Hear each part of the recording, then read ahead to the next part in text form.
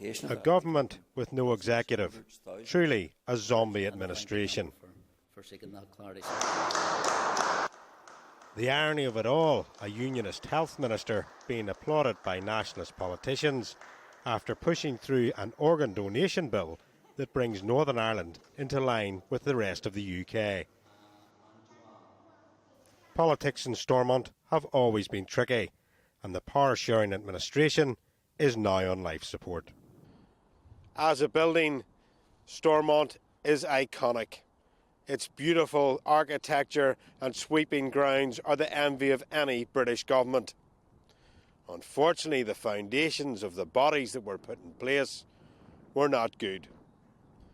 Side deals done during the 1998 agreement, letters of comfort and continual inquiries trying to rewrite the past are coming back to haunt it.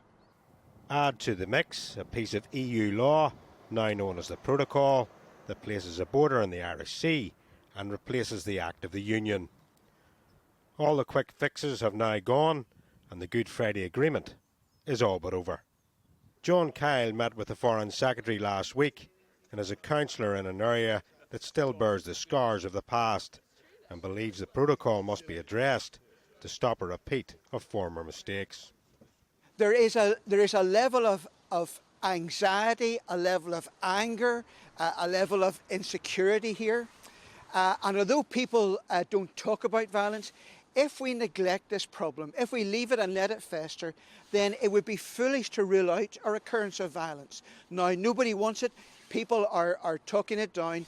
But it's important to realise that this instability has consequences in Northern Ireland.